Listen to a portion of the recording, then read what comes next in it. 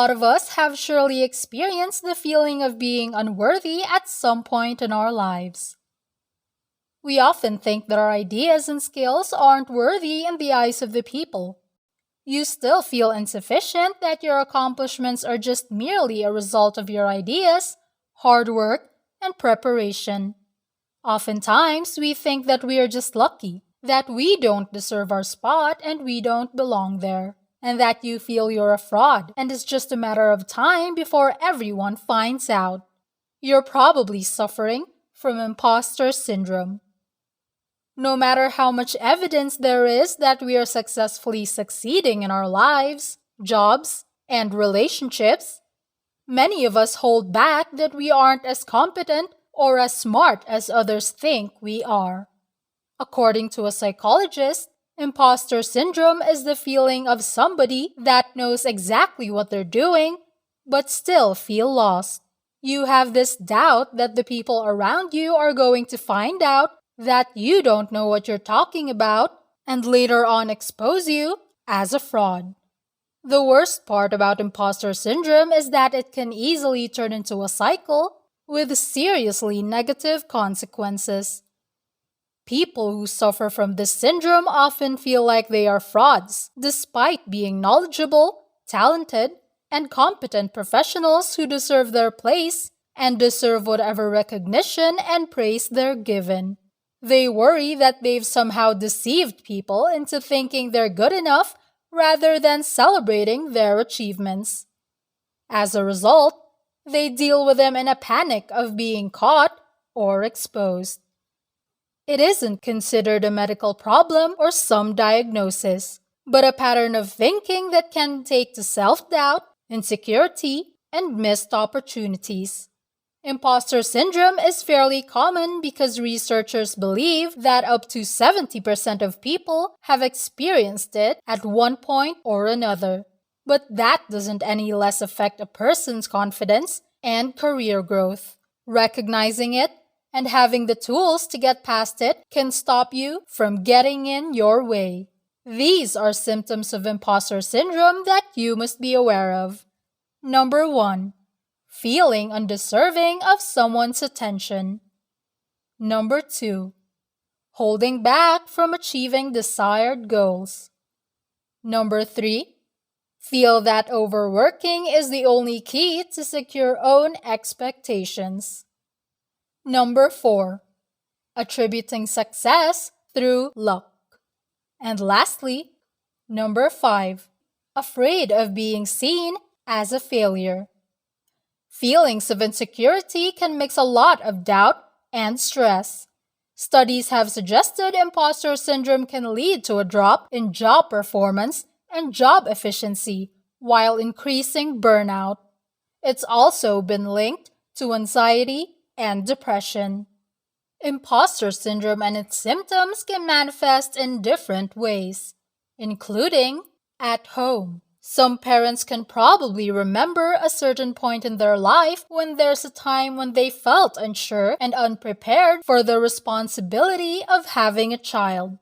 How could they be able to raise a child on their own without the help of others? If these feelings have been ignored, parents could struggle to make decisions for their children because of their fear that they're going to mess up their entire life. Second, at work, people who suffer from imposter syndrome are often crediting their success to luck rather than their capabilities and expertise, which leads them in holding back from asking for the higher compensation than they deserve. They might also feel like they have to overwork themselves to achieve the high standards they set for themselves. Third, at school. Students might probably avoid raising their hand and speaking up in class for fear that their classmates or teachers might think that they know nothing. So, if you feel like you're suffering already from imposter syndrome or something like it, know that there are ways to combat these feelings in a healthy, proactive way. Here are some tips that you should keep in mind. Number 1. Know to separate your feelings from the truth. At some point in your life, there are chances that you'll feel like you're having imposter syndrome that creeps into your mind. According to Dr. Albers, be prepared for those feelings, observe them, be mindful of them, and be ready with a response. It doesn't mean that just because you think about these things, they're true and they fit reality. If your inner mind says, I don't know what I'm talking about, remind yourself that you know more than you think you do and are capable of learning. Number 2, learn to acknowledge your accomplishments. There are moments when you feel uncertain and unworthy. These accomplishments can be helpful to have a remarkable reminder of your successes. When someone acknowledges your excellency when it comes to your work, try to list it down and capture that moment. If your child makes you a card telling you you're a great father or mother, hang it on the fridge or somewhere in your house where you will be able to see it so that it will remind you to do what's best, though sometimes you feel like nothing's going right anymore.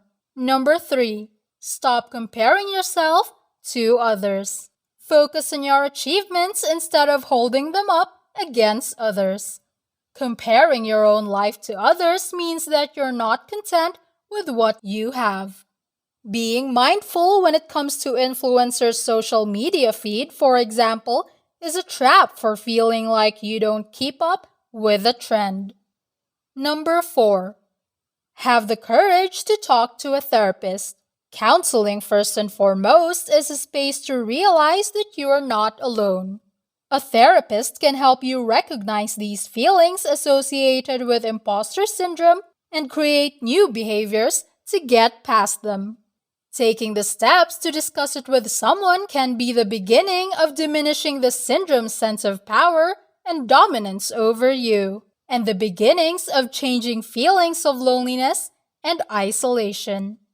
Number 5, you should talk about it. Many people suffering from imposter syndrome are afraid to talk about their overall performance. They doubt themselves and are afraid to confirm what their true status is. Sometimes a good chat with someone who knows you and supports you can help you realize that your imposter feelings are normal, but also irrational. With increasing awareness of how common these experiences are, perhaps we can be free to be frank about our feelings and build confidence in some simple truths. You are smart, you are competent, and you belong. Self-doubt can be paralyzing. But now that you know how to recognize and deal with these feelings, you can make efforts to move forward instead of getting stuck in the imposter cycle. Since it's tough to know how hard our peers work, how difficult they find certain tasks, or how much they doubt themselves, there's no easy way to dismiss feelings that we're less capable than the people around us. We may never be able to banish these feelings entirely, but we can have open conversations about our personal, academic, or professional challenges.